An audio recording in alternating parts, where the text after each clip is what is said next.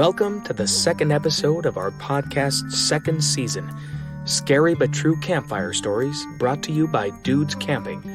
Hosted and narrated by Matthew S. Newbold.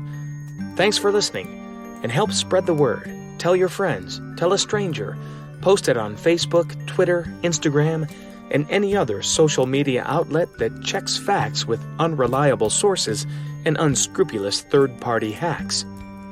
Our goal is to share true stories of the strange, supernatural, ghostly, and unexplained as we gather around the virtual campfire. Or maybe you are sitting around a real campfire right now. Maybe you have a strange but true story that you'd like to share. Email us at dudescampingstories@gmail.com with your own Bigfoot, UFO, ghost, or unexplained supernatural story, and we'll consider it for broadcast. Don't forget to visit us on YouTube and Facebook at Dudes Camping.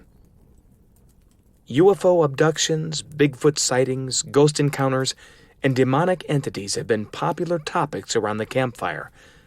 But what if you had an experience that didn't seem to fit into any of these categories?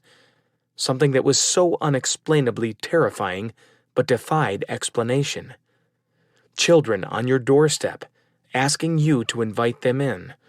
Speaking strangely, dressed awkwardly, and causing an unjustifiable amount of fear. It isn't until you realize they have jet black eyes that you slam the door and hide in your closet. The research in this episode relies heavily upon David Weatherly's book titled The Black-Eyed Children, and can be found on Amazon or by visiting his website www.eerielights.com. Sit back, relax, and enjoy The Black-Eyed Children. Part 1. Fear of the unknown has always been a source for fiction writers to draw upon and use to frighten even the most rigid and fearless individuals. From classic horror novelists such as H.P. Lovecraft to modern page-turners like Stephen King, they all rely on our fear of something out there. But what if there really was something out there? What if there really was something to be afraid of? Would it justify our fear, or would it become modified into urban legends and disregarded as myth?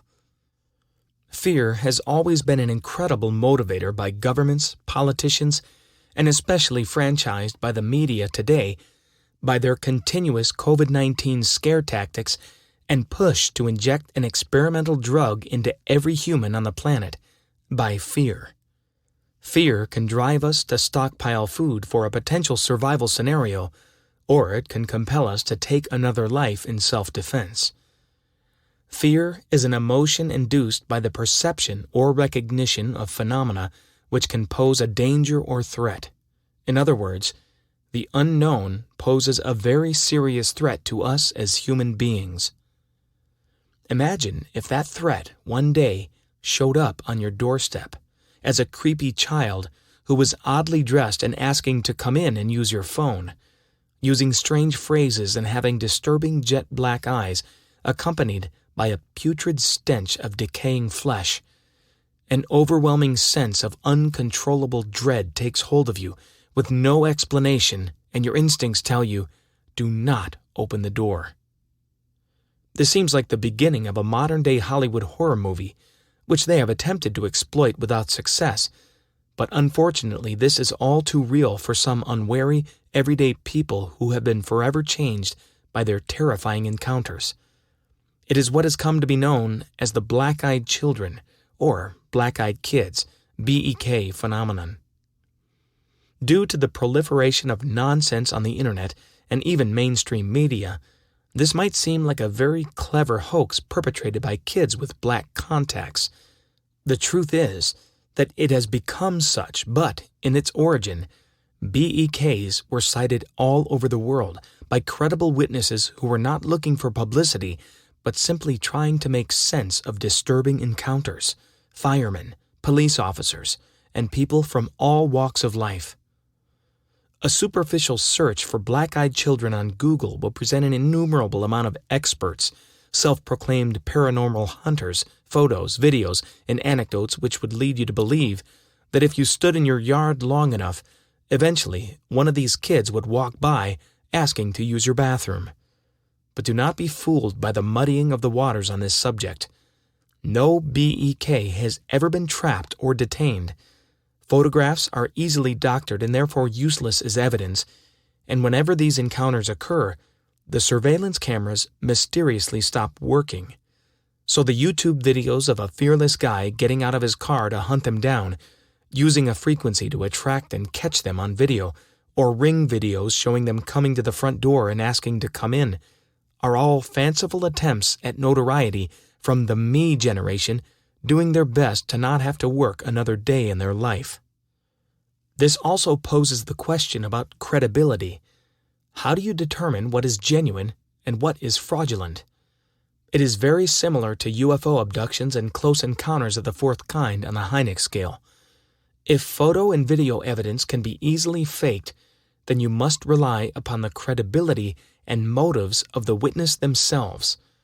Anybody could make up such a story to gain a sense of importance among their peers. I was found worthy by the star children to be visited. I must be important to the welfare of Mother Earth.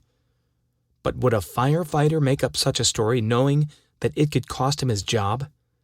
Would a police officer fake a sighting knowing that his mental wellness would be questioned and he could be removed? A man who sits in a cubicle from 9 to 5 plugging on the internet will not be as credible as the wife of a judge who understands the consequences of lying. In 2009, Eric Knudsen created a fictional character known as Slender Man for the web forum Something Awful. And just like children who were spooked by a scary movie, people started to see an unnaturally tall and thin, faceless man stalking them. It even resulted in a near-fatal stabbing of a 12-year-old girl in Wisconsin in 2014. This shows the gullibility of society and how fears can manifest themselves into reality. Is this what happened with BEKs? If it was that simple, then we could close the book on it and chalk it up to American urban legend. But BEK sightings have preceded the internet phenomena as far back as 1950. The first modern documented case of BEKs was posted on the internet in 1998. The Brian Bethel story is the most well-known account and is believed to have started the BEK trend. This is his story. I don't really know what I'd call this story if I was submitting it for publication. Brian versus the evil black-eyed, possibly vampiric or demonic, but definitely not normal kids doesn't have much of a ring to it. But at least it's an accurate title. As so many things do, it all started out innocently. My internet service provider used to have offices in a shopping center before they moved to their lavish accommodations elsewhere. There was a drop box at the original location. The monthly bill was due, and thus, there but for the grace of the net, I went. It was close to 9:30 in the evening when I left. It's about a 10 or 15-minute drive to downtown Abilene from my relatively isolated apartment. There was a $1.50 movie theater right next to Camelot Communications' old location, and at the time, it was featuring the modern masterpiece known as Mortal Kombat. I drove around the theater and pulled into an empty parking space. Using the glow of the marquee to write out my check, I was startled to hear a knock on the driver's side window of my car. I looked over and saw 2 young boys staring at me from the street. Both appeared to be in that semi-mystical stage of life where you can't discern their age, but my initial impression was that they were somewhere between 10 or 14. Oh, great, I thought. They're going to hit me up for money. The boy on the left was the spokesman. The boy on the right didn't speak during the entire conversation, at least not in words. The boy on the left was slightly taller than his companion, wearing a hooded pullover with a sort of gray checker pattern and jeans. I couldn't see his shoes. His skin was olive-colored and he had curly brown hair. He exuded an air of quiet confidence. The boy on the right had pale skin with a trace of freckles.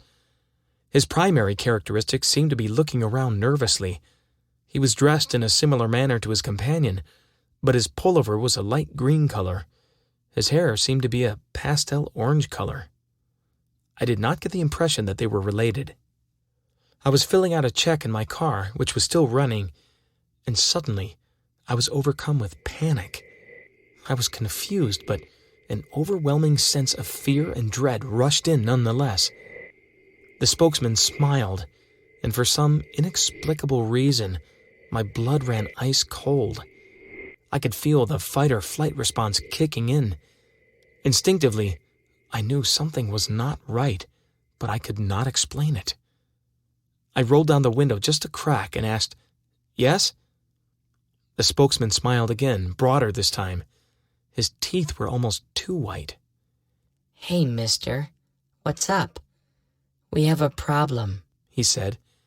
His voice was that of a young man, but his diction quite calm, and something I still couldn't put my finger on made my desire to flee even greater. "You see, my friend and I want to see the films, but we forgot our money," he continued. "We need to go to our house to get it. Want to help us out?" His command of language was incredible for his perceived age, and he showed no signs of trepidation when speaking to an adult. He articulated as if my help was a foregone conclusion. When he grinned, it was as if he was trying to say, "I know something, and you're not going to like it, but the only way you're going to find out will be to do what I say." Well, was the best I could offer. The quiet companion looked at the kid on the left with a mixture of confusion and guilt on his face. He seemed to be shocked, not with his friend's brusque manner, but with the fact that I didn't immediately open the door. He eyed me nervously. The spokesman seemed a bit perturbed as well, and I was still registering something wrong with him. "Come on, mister," the spokesman said again, smooth as silk. A car salesman couldn't have said it any better. "Now, we just want to go to our house, and we're just two little boys." That really scared me. Something in his tone and expression set off alarm bells once again. My mind was frantically trying to assess what was wrong with the two figures standing before me. Was all I could manage to utter. I saw that my fingernails were digging into the steering wheel. "What movie were you going to see?" I asked finally. "Mortal Kombat, of course," the kid said. The silent one nodded in affirmation, standing a few paces behind. "Oh," I said. I stole a quick glance at the marquee and then at the clock in my car. The last showing of Mortal Kombat started over an hour ago. The silent one looked increasingly nervous. I think he followed my gaze and suspected that I might be detecting something was not above board. "Come on, mister. Let us in. We can't get in your car until you do, you know," the spokesman said soothingly. "Just let us in, and we'll be gone before you know it. We'll go to our mother's house." We locked eyes. To my horror, I realized my hand had strayed toward the door lock, which was engaged, and was in the process of opening it. I pulled it away, probably a bit too violently, but it did force me to look away from the children. I turned back. I offered weakly, and then my mind snapped into sharp focus.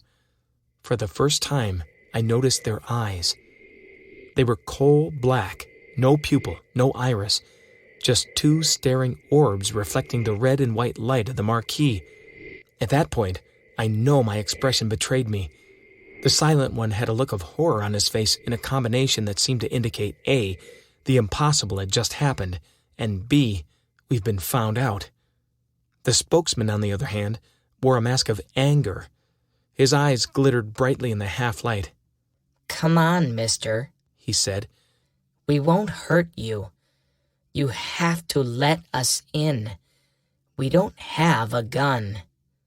That last statement scared the living hell out of me, because at that point, by his tone, he was plainly saying, "We don't need a gun." He noticed my hand shooting down toward the shift gear. The spokesman's final words contained an anger that was complete and whole, and yet contained in some respects a tone of panic. "We can't come in unless you tell us it's okay. Let us in." I ripped the car into reverse. Thank goodness no one was coming up behind me, and tore out of the parking lot. I noticed the boys in my peripheral vision, and I stole a quick glance back. They were gone. The sidewalk by the theater was deserted. I drove home in a heightened state of panic. Had anyone attempted to stop me, I would have run on through and faced the consequences later. I bolted into my house, scanning all around, including the sky. What did I see? Maybe nothing more than some kids looking for a ride, and some really funky contacts. Yeah, right. Brian. Proper research into the paranormal, supernatural, and extraterrestrial involves a fair amount of sifting through deliberate hoaxes and addressing what is left with healthy skepticism. Everybody brings their own suppositions to the table when forming conclusions. These presuppositions need to be detached whether they are spiritual or scientific. For example, science would look for the natural answer and might conclude it as a hallucination due to its uncommonality. A spiritual person might see them as trying to give us a message, and a Bible-believing Christian might simply disregard it as demonic. All presuppositions focus on the supporting facts and disregard the unsupportive ones. To really understand the phenomenon, we must examine as many credible cases as possible and make note of the differences and similarities. The following is an excerpt from David Weatherly's book titled The Black-Eyed Children. I will leave a link below if you would like more information. This is an account by a gentleman named Paul. Like many people trying to find reason in something they couldn't understand, Paul prefaced his account with a statement about his disbelief. I want you to know that I just don't believe in Bigfoot or flying saucers or anything like that. It's just something that happened and I've never been able to understand it. Now, I'm not a small man, I'm around 6'3", and you might mistake me for a linebacker. I actively lift weights on a regular basis and I train in martial arts. I'd been in the service when I was young and then worked as a prison guard for years after that. Let's just say I've been in some intense situations, and in my time, I've seen brutal fights, prison brawls, and knife attacks, the worst society has to offer. Nothing could have prepared me for what I'm about to tell you. I arrived home from work one evening after a day shift at the prison. I changed out of my uniform and went to the kitchen to prepare a sandwich. Since my wife and son were out of town for a few days, I had the house to myself. I decided to just relax, have a couple of beers, and watch some sports before turning in. It wasn't often that I had the house to myself. I just wanted to enjoy a really low-key, relaxing night. I was standing in the kitchen when I heard a knock at the front door. At first, I wasn't sure it was a knock. It was kind of soft and continuous, and I thought maybe it was just some other noise from outside. I just kept making my food and ignored it for a few minutes. Then it got louder, and I knew it must be someone knocking at the front door. I thought it was odd that the person didn't ring the doorbell. I left my food on the counter and approached the front door. I looked out one of the small side panel windows on the door's frame. I saw two young boys on the porch. From their size, I guess they were between 12 and 14 years old. I opened the door and looked at the kids. I didn't recognize these children from the neighborhood, and I knew all the kids. The boys were dressed in similar fashion, both wearing hoodies and jeans. One boy's top was gray and the other's was a dark brown. The boy in brown stood slightly behind the boy in the gray hoodie, and they both held their heads tilted downward. Neither child said anything when I opened the door. They just stood there with their heads down, like you do in the rain, but it wasn't raining. The scene just seemed very odd to me. I broke the silence. "Can I help you?" I was expecting a sales pitch for a school fundraiser, or maybe selling magazines. Maybe they just had the wrong house, but I was not expecting the response I received. The lead boy in gray kinda smiled and replied, "Hey, we just wanted to stop in for a bit." I was completely puzzled by such an odd reply. It's almost like I didn't quite understand his statement. I knew these boys weren't friends of my son's because these boys were much older and I knew all of his friends. After a moment, I responded to the boys, "Do I know you guys? I think maybe you've got the wrong house." The boys didn't react to me at all. I thought maybe he didn't hear me until the lead boy spoke again. "Oh, well, it's getting kinda late. Can we come in for a bit?" It was another odd response, and I wasn't sure what to think about the situation. I couldn't explain it, but something was causing the hair on the back of my neck to stand up. I had this feeling that this kid was ignoring me and focusing on me all at the same time. It just made absolutely no sense. Why would a couple of kids show up at a stranger's door and want to come in? With my internal alarms going off, I began to look at the kids more closely. It was early evening and the porch light was on, so I shifted my stance to get a better look at their faces. I wanted to know exactly who these boys were and what they were up to. It was then that I realized with a shock that the boys' eyes were solid black. No whites of the eye, and they didn't have on any kind of glasses or anything else. That was their natural eye that I saw. The lead boy looked directly up at me and spoke again. This time his voice was more insistent, and he suddenly seemed more threatening. "It would be good if you just let us come in now. You don't have to think about it. Just open the door some and ask us in." I was rooted to the spot. My brain was trying to process what was happening. I felt like I couldn't move. I was a little dizzy and had kind of a numb feeling. I started thinking that maybe I should just let them in. After all, they were only a couple of kids. I'm not sure how long I stood there. I felt locked in the moment, trying to make my body move. The same boy spoke once more. "It's okay. This won't take long." That comment jerked me into action. All of a sudden, I felt my fight or flight response kick in, and it got me moving. Even though I towered over these two boys, my response was one of fear. The last thing I saw as I slammed the door shut and shouted for them to get off my porch was those two boys looking at me. Two sets of those creepy, solid black eyes just boring a hole in me. With the door closed, I leaned against it. I felt like I had to hold it shut. I locked the deadbolt and stood quietly trying to calm myself. My adrenaline was still rushing through my body and I felt short of breath. Then came the knock. It was a long, steady knock on the door. Soft at first, just like I had heard to begin with. Those damn boys still wanted in. I realized that I'd been squeezing my eyes shut. I opened them and looked around the room. I didn't know what to do. I fought the urge to run. My brain was telling me that it was my house and I wasn't running from any kids. But another part of me just wanted to hide. I turned and slowly backed away from the front door. I stopped partway across the room and stood there looking at the entrance to my home. The knocking stopped. I felt a cold chill come over me. There, staring in through the side panel window, was the face of one of the boys.